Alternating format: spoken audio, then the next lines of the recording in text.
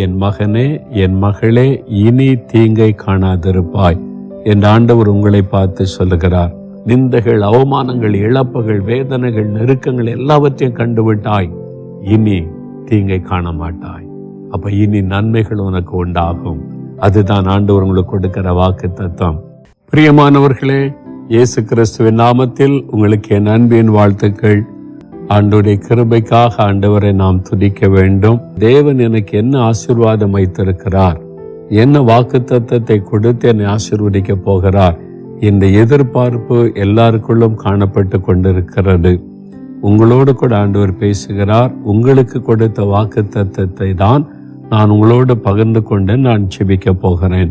ஆண்டவர் என்ன சொல்லி இருக்கிறார்? செப்பனியாவின் புஸ்தகம் 3ஆம் அதிகாரம் 15ஆம் வசனத்தின் பின்பகுதி. ஆண்டவர் உங்களுக்கு வாக்கு கொடுக்கிறார். இனி தீங்கை காணாதிருப்பாய். என் மகனே, என் மகளே, இனி தீங்கை காணாதிருப்பாய் என்று ஆண்டவர் உங்களை பார்த்து சொல்லுகிறார். கடந்த காலங்களை நம்ம திரும்பி பார்க்கும்போது எத்தனையோ தீமைகளை நாம் சந்தித்திருக்கிறோம், அதை கடந்து வந்திருக்கிறோம். இந்த கொள்ளை நோய் நிமித்தமாய் வந்த ஒரு பாதிப்பு, ஊரடங்கினால் உண்டான ஒரு பாதிப்பு, அதனால வேலையிலே பாதிப்பு, பிசினஸிலே பாதிப்பு, பிள்ளைகளுடைய படிப்பிலே பாதிப்பு, நம்முடைய வருமானத்திலே பாதிப்பு, பலவிதமான தீமைகளை நம்முடைய வாழ்க்கையிலே கண்டு இனிமையாவது ஒரு நன்மை பிறக்காதா, ஒரு ஆசீர்வாதம் பிறக்காதா, இனிமேல் இந்த மாதிரி தீமை வருமா வராதா, அப்படி பல கேள்விகளோட நாம் ஒவ்வொரு நாளும் வாழ்ந்து கொண்டிருக்கிறோம். வானத்தையும் பூமியை உண்டாக்கின ஆண்டவர் உங்களை பார்த்து சொல்லுகிறார். என் மகனே, இனி நீ தீங்கை காணாதிருப்பாய். இதுவரைக்கும் நீ தீங்கை கண்டிருக்கிறாய், ஆனால் இனி ஒரு நாட்கள் வித்தியாசமாய் இருக்க போகிறது உன்னுடைய வாழ்க்கையில. நீ என்னை விசுவாசித்து என்னை அண்டிக் கொள்ளுகிறதுனால உன்னுடைய வாழ்க்கைக்கு நான் வாக்கு கொடுக்க முடியும். இனி நீ தீங்கை காணாதிருப்பாய் என்று ஆண்டவர் சொல்லுகிறார். வேத புஸ்தகத்துல இப்படி தீமைகளை கண்ட ஒரு மனிதனுடைய வாழ்க்கையில அந்த தீமையெல்லாம் ஆண்டவர் மாற்றி நன்மைகளை காண செய்த சம்பவங்கள் பல காரியம் எழுதப்பட்டிருந்தாலும், யோபு என்கிற ஒரு மனிதன் சந்தித்ததை போல தீமையை வேறு யாரும் சந்தித்திருக்கவே முடியாது.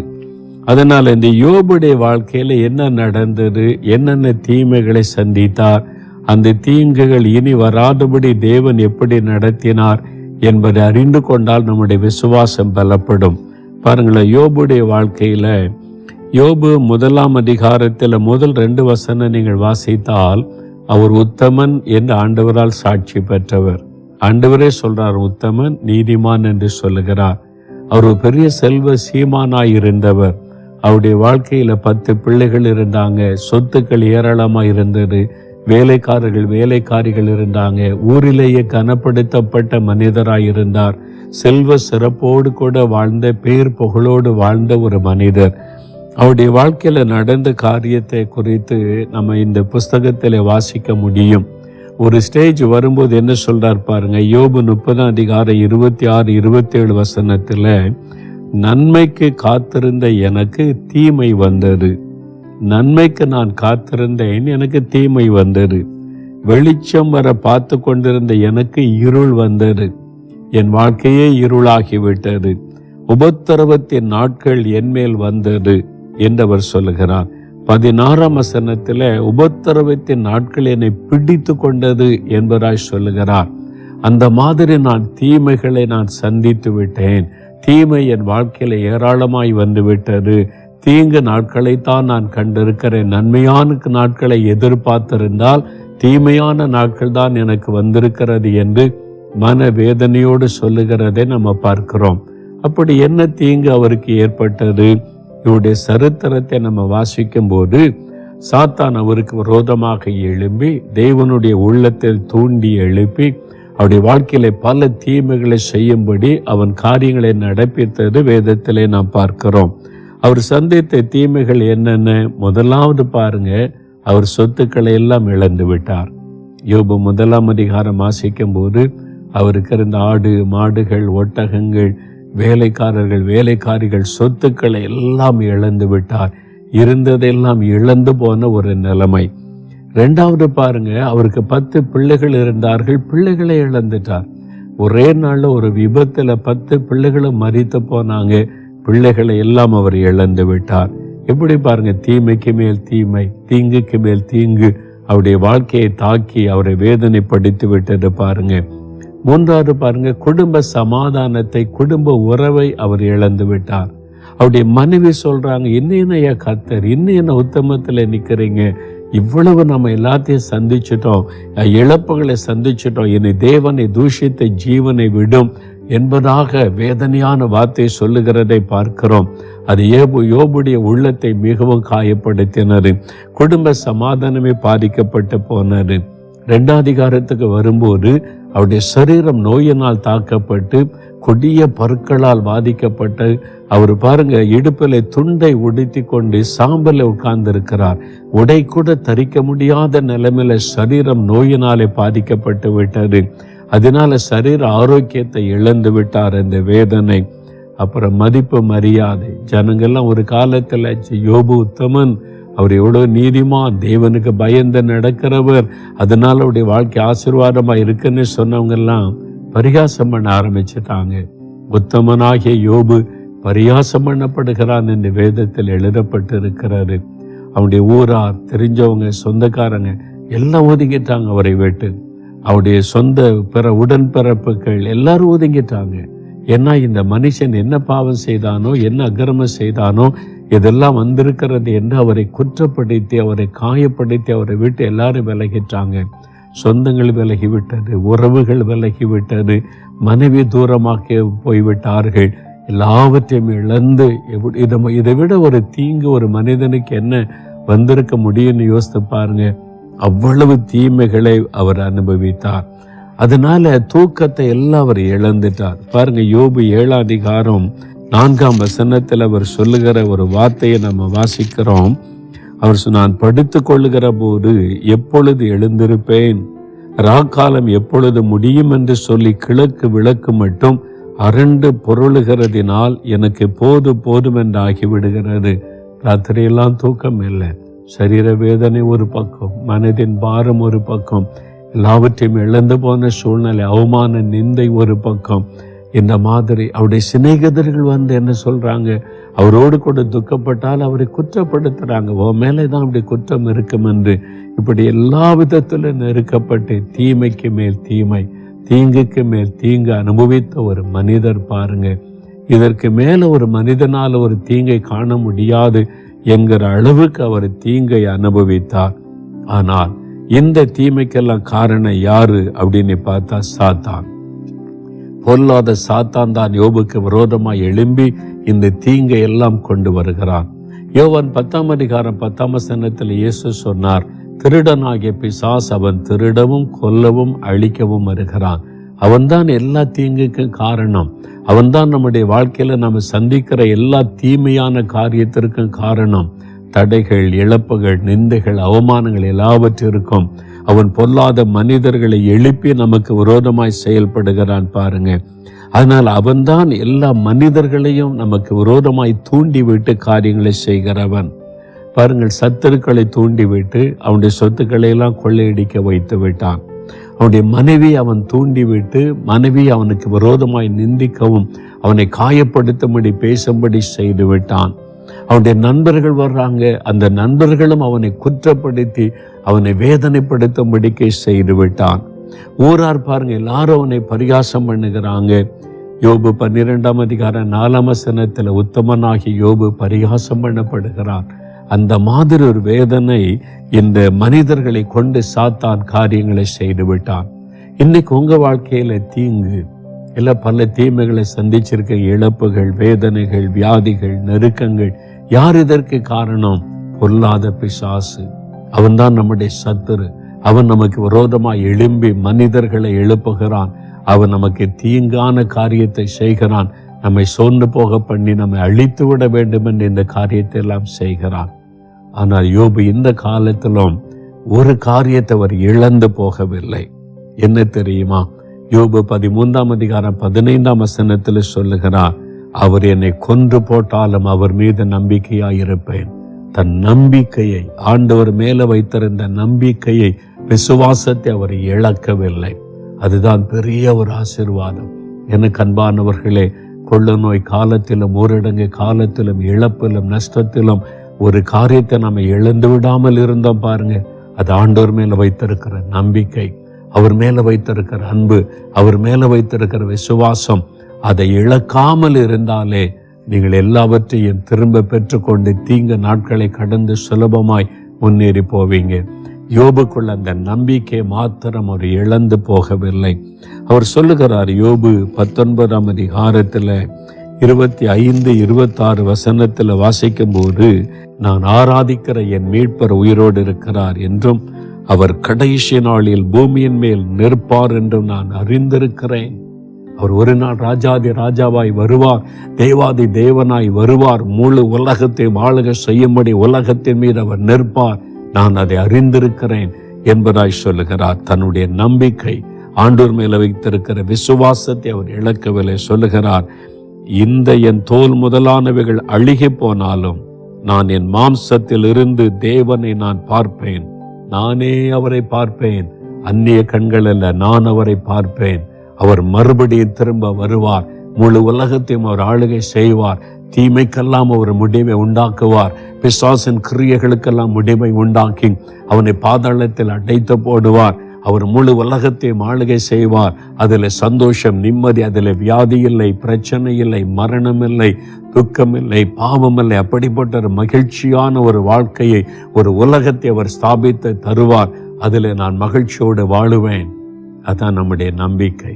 அந்த நம்பிக்கையில, விசுவாசத்துல அதை மாத்திரம் நாம் இழந்து போய்விடக்கூடாது. யோபு எல்லாவற்றையும் இழந்தாலும் ஆண்டவர் மேல வைத்திருந்த அன்பையும் நம்பிக்கை, விசுவாசத்தை அவர் இழந்து போகவில்லை. அதனுடைய விளைவு என்ன தெரியுமா? யோபு 42ஆம் அதிகாரம் 10ஆம் வசனம் முதல் கடைசி வரை நீங்க வாசித்து பாருங்க. இழந்து போன எல்லாவற்றையும் ஆண்டவர் திரும்ப கொடுக்கிறார், 2 மடங்காய் திரும்ப கொடுக்கிறார். இழந்து போன குடும்பம், பிள்ளைகள் திரும்ப வருகிறார்கள். அதன் பிறகு 11ஆம் வசனம் வாசித்தார், அவனுடைய எல்லா சகோதரரும் சகோதரிகளும் முன் அவனுக்கு அறிமுகமான அனைவரும் அவனிடத்திலே வந்தார்கள். அவன் வீட்டிலே வந்தாங்க, அவனுக்கு ஆறுதல் சொல்ல வந்தாங்க, வாழ்த்து சொல்ல வந்தாங்க என்பதாய்ப்பா. யார் யார் விலகி போனாங்க, எல்லாரும் திரும்ப தேடி வந்தாங்க. ஆண்டவர் பாருங்க, இழந்து போன மதிப்பு, மரியாதை, செல்வாக்கு எல்லாவற்றையும் ஆண்டவர் திரும்ப கொடுத்தார்.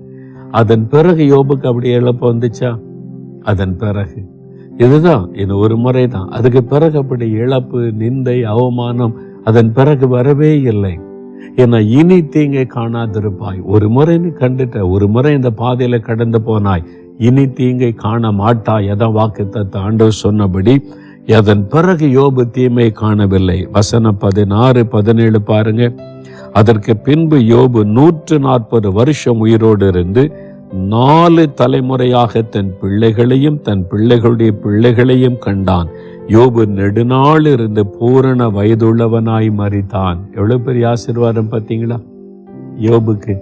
4 தலைமுறை. அதன் பிறகு அந்த மாதிரி தீமை வந்ததில், அதன் பிறகு சாத்தான் யோபுவை தாக்கவோ அவனுக்கு தீமை உண்டாக்கவோ தேவன் அனுமதிக்கவில்லை. ஆண்டவர் சொல்றல, இனி தீங்கை காணாதிருப்பாய். யோபுவே, நீ இந்த தீங்கை கண்டுவிட்டாய், அவமான, நிந்த, இழப்பு எல்லாவற்றை இனி தீங்கை காண மாட்டாய். அதான் உங்களுக்கு ஆண்டவர் சொல்லுகிறார், என் மகனே, என் மகளை, இதுவரை நீ தீங்கை கண்டுவிட்டாய், நிந்தைகள், அவமானங்கள், இழப்புகள், வேதனைகள், நெருக்கங்கள் எல்லாவற்றையும் கண்டுவிட்டாய், இனி தீங்கை காண மாட்டாய். அப்ப இனி நன்மைகள் உனக்கு உண்டாகும். அதுதான் ஆண்டவர் உங்களுக்கு கொடுக்கிற வாக்கு தத்துவம். இந்த நாள்ல இருந்து இனி தீமைகள் நன்மையாய் மாறுவதை காண்பீங்க, தீங்கை காண மாட்டீங்க. இனி நன்மைகளை ஆண்டவர் அருளி செய்வார். ஒரு சமயம் நான் இந்தோனேஷியா தேசத்தில் ஊழியத்திற்காய் சென்றிருந்த போது, நான் கூட்டம் நடத்தின அந்த பட்டணத்திற்கு ஒரு ஐயா வந்திருந்தார்கள். அவங்களே அங்குள்ள மக்களை எனக்கு அறிமுகப்படுத்தினார்கள். அவங்க வேறொரு பட்டணத்து ஜகார்த்தாவிலேருந்து வந்திருந்தாங்க. ரொம்ப தாழ்மையாக இருந்தாங்க. வேஷ்டி தான் உடுத்திருந்தாங்க. நம்ம தமிழ் பேசக்கூடியவங்க தான். ஒரு காலத்தில் அவங்க அவங்க பட்டணத்திலேயே பிரபலமான பிஸ்னஸ்மேன், பெரிய தொழில். அவங்களுடைய குடும்பமே ரொம்ப பிரபலமான குடும்பம். அந்த பட்டணத்தில் அவங்களை தெரியாதவங்களே இருக்க முடியும், அவ்வளோ பெரிய பிஸ்னஸ் பண்ணியிருக்கிறாங்க. அது அந்த பிஸ்னஸை வைத்து, அவங்க வைத்திருந்த வியாபாரம், அதை வைத்து எல்லாரும் ஒரு டெக்ஸ்டைல் பிஸ்னஸ் பண்ணியிருக்கிறாங்க. அது வைத்து ரொம்ப பிரபலமாக்கி செல்வ செழிப்போடு செல்வாக்கோடு கூட வாழ்ந்திருக்கிறாங்க. ஆனா அவனுடைய வாழ்க்கையிலே ஒரு நாள் தீமை வந்தது, தீங்கு வந்தது, பிஸ்னஸிலே நொடிவு ஏற்பட்டது, இழப்பு ஏற்பட்டது. அதனால பிஸ்னஸை இழக்கக்கூடிய சூழ்நிலை. எவ்வளவு செல்வ செழிப்போடு இருந்தாங்களோ அதையெல்லாம் இழந்து சாதாரண நிலைமைக்கு மிக கஷ்டமான சூழ்நிலைக்கு வந்து விட்டார்கள். அதை அவளை எவ்வளவு பாதித்திருக்கல. அந்த தீமையான தீங்கு அவருடைய வாழ்க்கையை பிடித்து கொண்டது. வேதனைக்கு மேல் வேதனை உண்டாயிற்று. அதுவே ஒரு துக்கமா இருக்கும்போது சரீரத்தில் ஒரு வியாதி, அந்த வியாதி நிமித்தம் உண்டான வேதனை அடுத்து அவருடைய மனதை பாதித்தது. இப்போ அவங்களுடைய வியாபாரத்தை இழந்து சொத்துக்களை இழந்துட்டாங்க, சரீரத்தில் இருக்கிற ஆரோக்கியத்தை இழந்துட்டாங்க. அதனால பாருங்க, அவருடைய அவருக்கு மனைவி பிள்ளைகள்லாம் இருக்கிறாங்க. இனி இவரோடு வாழ முடியாது அப்படின்னு அவரை விட்டு போய்விட்டார்கள். வியாதி வந்துட்டு சொத்தெல்லாம் இழந்தாச்சு, இனிமே இவரோடு எப்படி வாழ முடியும்? போய்விட்டார்கள். எல்லாத்தையும் இழந்துட்டார், உறவுகளை இழந்துட்டார். ரொம்ப பாதிப்பு. அப்போ இழப்பு ஒரு பக்கம், வியாதி ஒரு பக்கம், குடும்பத்தின் சமாதானம் அந்த ஐக்கியத்தை இழந்தது ஒரு பக்கம், தீங்குக்கு மேல் தீங்கு. எப்படி நிம்மதியா இருக்க முடியும் பாருங்க. இனி எப்படி வாழ போகிறோம்? இந்த பட்டணத்தில் செல்வாக்கோட பிரபலமாய் வாழ்ந்துட்டு இப்படி நம்ம கஷ்டப்பட்டு போனோமே என்று மனம் உடைந்து தற்கொலைதான் முடிவு. அதான பிசாசு கடைசியில் அங்குதானே கொண்டு வருவான். அதுதான் வாழ்க்கையை முடித்து விட வேண்டும் என்பதாய் அவன் தூண்டுவான். அந்த மாதிரி சூழ்நிலையில ஒருவர் இயேசுவை பற்றி அவளுக்கு சொன்னாங்க. ஒரு ஆண்டவர் இருக்கிறார், உங்களை தூக்கி நிறுத்துவார், உங்க துக்க நாட்களுக்கு ஒரு முடிவை உண்டாக்குவார், இன்றைக்கு உள்ள துக்கத்தை எல்லாம் சந்தோஷமாய் மாற்றி தருவார். அப்படி ஒரு ஆண்டவர் இருக்கிறார், நீங்க அவரை தேடி பாருங்கள் என்று சொல்லி ரொம்ப பக்தி உள்ளவர்கள், பக்தியோடு தெய்வ வணக்கம் பண்ணினவர்கள், எத்தனையோ தெய்வங்களை பக்தியோடு கூட ஆராதித்து வந்தவர்கள். எல்லாமே நம்பிக்கை இழந்துட்டோம். சரி, இயேசுன்ற ஒரு கடவுளை பற்றி சொல்றாங்களே, கடைசியா முயற்சி பண்ணி பார்க்கலாம் என்று இயேசுவை தேடினாங்க. இயேசுவனிடத்துல வந்தாங்க. முதலாவது ஆண்டு செய்த காரியம் என்ன தெரியுமா? உள்ளத்தில் ஒரு சமாதானம், நம்பிக்கை.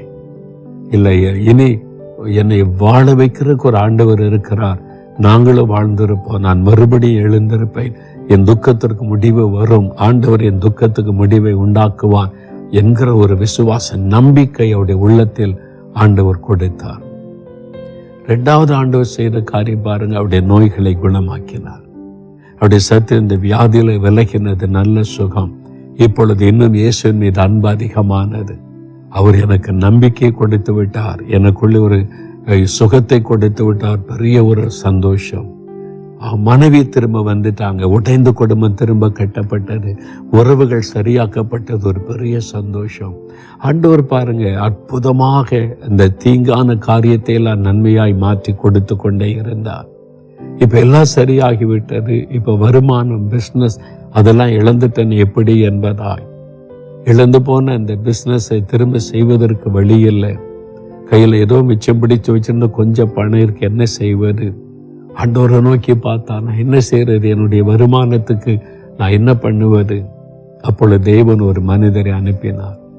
அவர் வந்து சொன்னார், நிலக்கரி வாங்கி விற்பனை பண்ணினா நல்ல லாபம் கிடைக்கும், இங்க நிறைய நிலக்கரி சுரங்கங்கள் இருக்கிறது, அதை வாங்கி நீங்க விற்பனை பண்ணலாம், ஏற்றுமதி எல்லாம் கூட பண்ணலாம் என்பதாக அவர் சொன்னார். எனக்கு அந்த பிசினஸ்ல பழக்கமே இல்லை, எனக்கு தெரியாத ஒரு பிசினஸா இருக்குதே. ஆனால் அவர் ஜெபம் பண்ணின போது ஆண்டவருடைய வழி நடத்துதலை பெற்றார். சரி, ஆண்டவர் நமக்கு ஒரு வழியை திறக்கிறார் என்று சொல்லி கொஞ்சம் பணத்துல முதலீடு செய்து நிலக்கரி வாங்கி விற்க ஆரம்பித்தார். அதில் ஆண்டவர் ஆசீர்வதித்து லாபத்தை கொடுத்தார். கொஞ்சம் கொஞ்சமா இந்த பிசினஸ் வளர ஆரம்பித்தாரு. அதனால முழு பணத்தை அதில் போட்டு பிசினஸ் செய்ய செய்ய தேவன் கொஞ்சம் கொஞ்சமாய் ஆசீர்வதித்து மறுபடியும் உயர்த்த ஆரம்பித்தார். வருமானத்தை பெருக பண்ண ஆரம்பித்தார். எந்த அளவுக்கு தெரியுமா? இன்றைக்கு அவருக்கு 3 நிலக்கரி சுரங்கங்கள் சொந்தமாய் இருக்கிறாரு.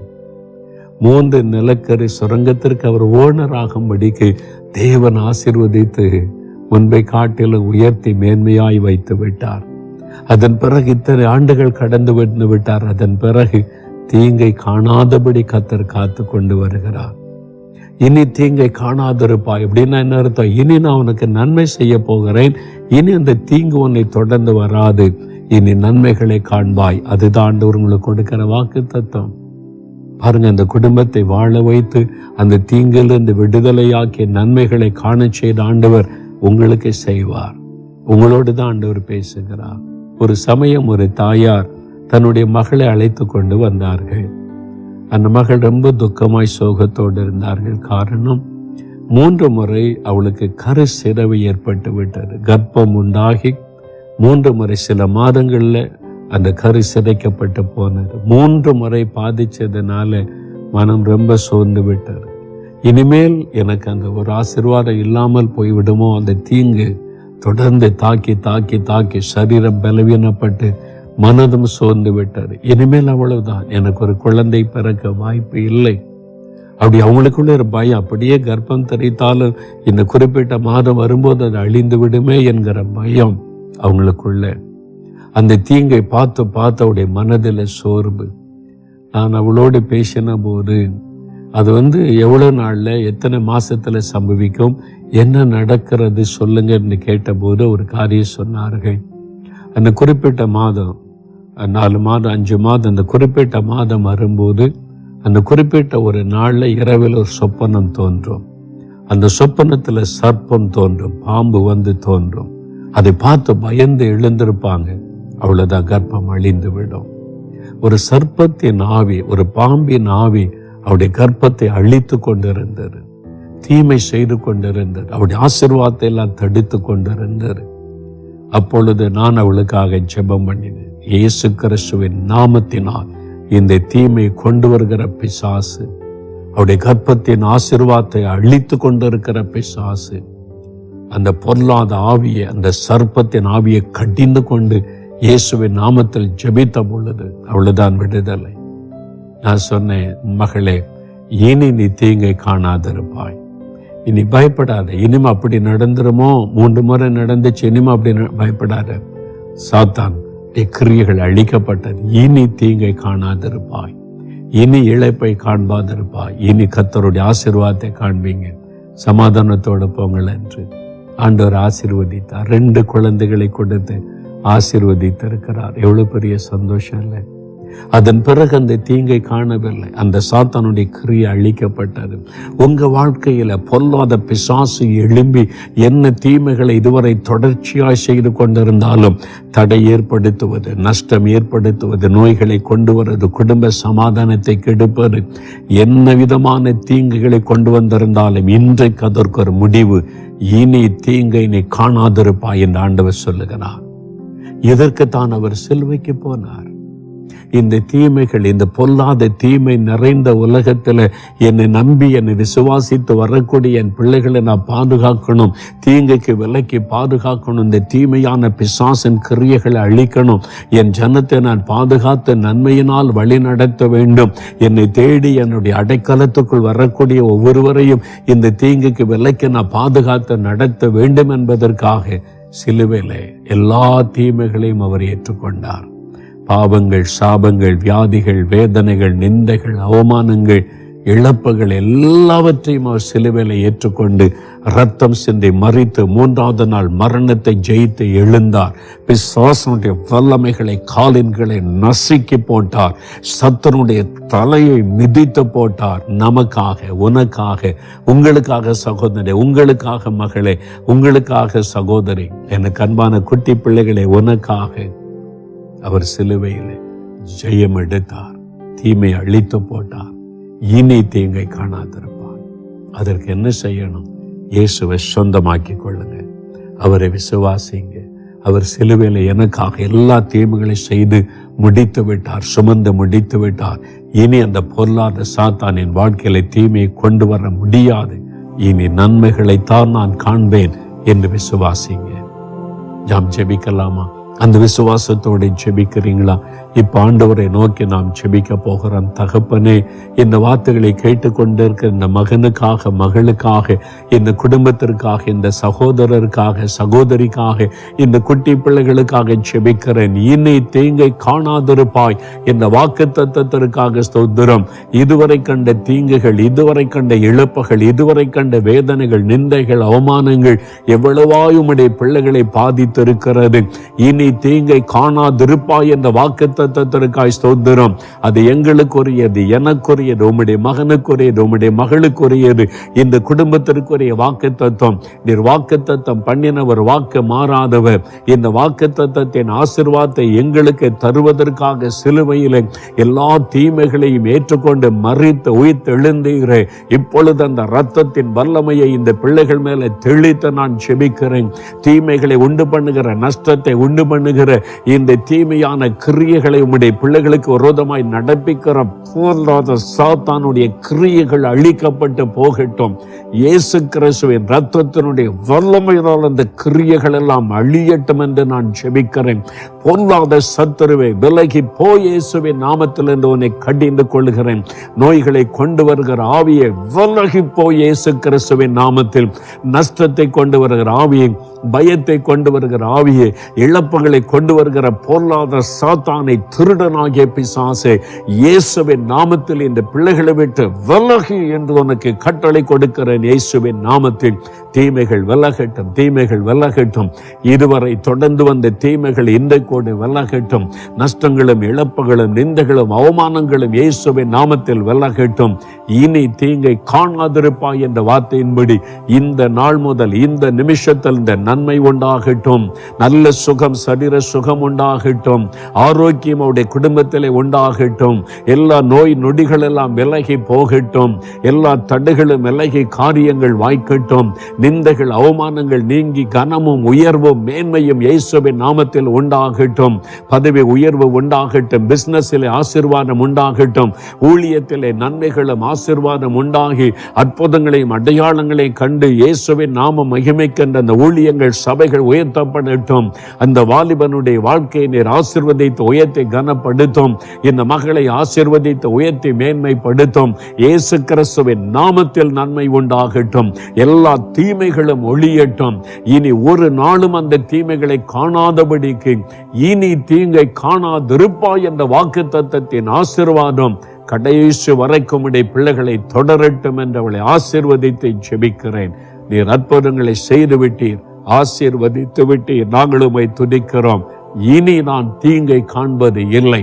இயேசு கிறிஸ்துவின் நாமத்தில் நான் அதை விசுவாசிக்கிறேன், சொந்தமாக்கிக் கொள்ளுகிறேன் என்று யார் யார் விசுவாசத்தோடு சொல்லுகிறார்களோ இந்த நாள் முதல் அவர்கள் நன்மைகளை கண்டு மகிழும்படிக்கு ஆசீர்வதியும். இயேசு கிறிஸ்துவின் நாமத்தில் ஜெபிக்கிறோம் பிதாவே. ஆமேன், ஆமேன். பிரியமானவர்களே, ஆண்டவர் ஆசீர்வதித்து விட்டார். அந்த வாக்குத்தத்தத்தை உங்களுக்கு சொந்தமாக்கி கொண்டு தினந்தோறும் இந்த வாக்குத்தத்தத்தை சொல்லி ஜெபிக்கணும். உங்களுடைய குடும்ப ஜெபத்துல கூட இனி தீங்கை காணாதிருப்பாய்ன்னு சொல்லி இருக்கிறீங்க. இதுவரை நாங்கள் கண்ட இந்த தீங்குகளை இனி காண்பதில்லை, இனி நன்மைகளை நாங்கள் காணப்போகிறோம். ஸ்தோத்திர ஆண்டவரேன்னு துதித்து துதித்து அந்த வாக்குத்தத்தத்தை சொல்லி சொல்லி ஜெபிங்க. இன்றையிலிருந்தே மாற்றத்தை காண்பீங்க. இன்றையிலிருந்தே தீமைகள் நன்மையாய் மாறுவதை காண்பீங்க. இதுவரை தொடர்ந்து வந்த தீங்குகள் காணாமல் போய்விடும். இனி நன்மைகளின் ஆரம்பத்தை நீங்கள் காண்பீங்க. ஆண்டுக்குள்ளே மகிழ்ந்து களி கூறுங்க. தினம் வேத வாசிக்கணும், ஜெபிக்கணும். ஆண்டோடைய ஆசீர்வாதம் நிலைத்திருக்கணுமானா வசனத்தை வாசித்து ஜெபித்து இயேசுக்குள்ளே நிலைத்திருங்க. கர்த்தர் வாக்கு கொடுத்தபடியே இனி தீங்கை காணாதபடி உங்கள் ஆசீர்வாதத்தின் பாதையில நடத்துவார். ஆமென்.